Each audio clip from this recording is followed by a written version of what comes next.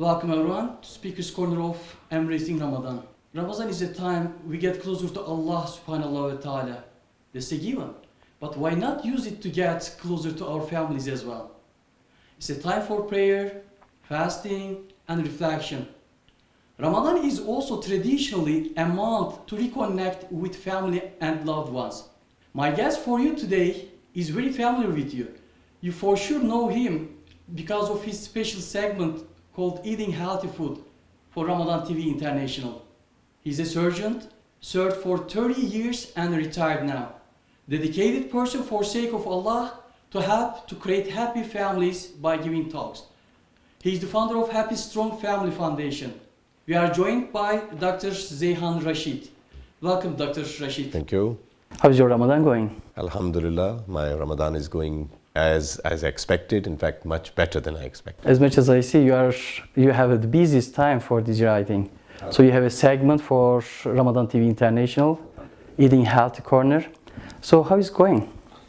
I found that it contributed more to my own health even, because it's a strange, it's not strange, in fact it's expected that when you talk about something, you actually become enthusiastic about it and you start to do what you have told others to do. So I found it very good.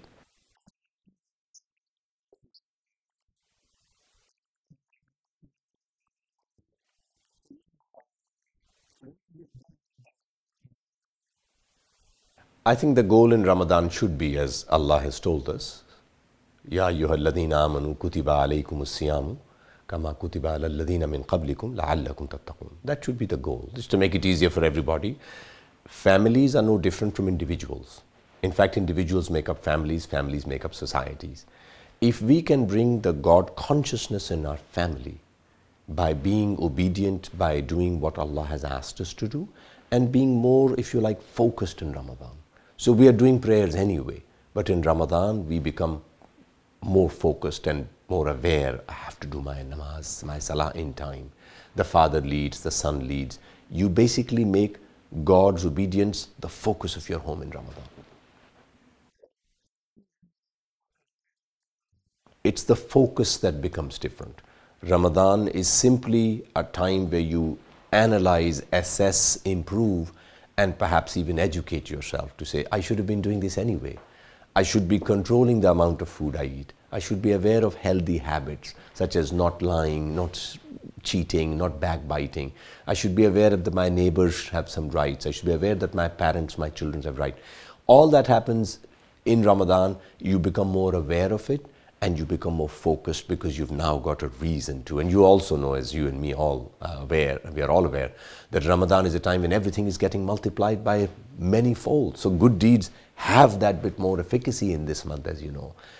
So I think those are the very obvious reasons for me, at least, for becoming more focused in Ramadan. So what would be your suggestion to create strong, happy family by benefiting from the Ramadan's peaceful atmosphere?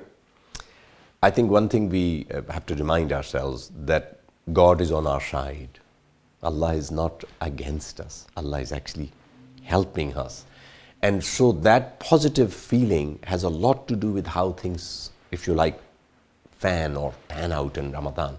Which means when I am hungry, if I remember I'm doing this for pleasing God, when I am getting up early at a time when I normally would not be, I'm getting better control on my willpower. I'm actually strengthening my willpower. I'm also motivating those who are in my charge, my children. I hope I am a role model for them. I hope my children see me as a person who's happy to be obedient to God. Ramadan just becomes another reason for them to say, we can stop eating and drinking. We can stop saying things to each other that are hurtful. We can become more aware of who we really are. We can become better for the rest of the 11 months that's coming. You can really create a very strong sense of bonding in the family. As Ramadan goes on, you do things together, you start to realize this is really what family spirit is. Families can be in the same house and yet be completely cut off. Families can be in the same house and yet not eat together.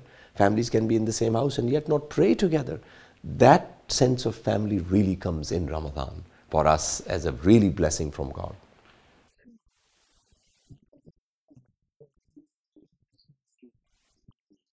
I think the challenges are pretty much the same as they have been, except they've become a little bit more, if you like, diverse. So I think obedience involves controlling. I think the ability to control the self when the challenges are so many and the temptations are so easy. I think that's the first issue for most families. Meaning, careful utilization of our time, I think, is the first step. If I am not aware of time being a valuable commodity, I will not take care of it. And so I will waste it in frivolous activities such as engaging myself on television or on my cell phone or on WhatsApp, etc. So the second factor after time wasting or prevention of time wasting is distractions. The ability to direct the self in a manner where my presence is of value to people. I remember one of my teachers saying, if you did not benefit somebody, ask Allah to forgive you that day because you wasted that day. So the 21st family is challenged, Muslim family, as indeed our other families, are challenged by that fact. There are so many things that are actually doing everything possible to split the family, to actually create this institution as alien to the society, to make it easy for parents to split apart, for children to become disobedient. So I think one of the biggest challenges for families is how to keep themselves together in the obedience of God, and secondarily to keep themselves together because of a better society. A last thing would be to say, to become productive and helpful to the society in general, not just confine it to the self.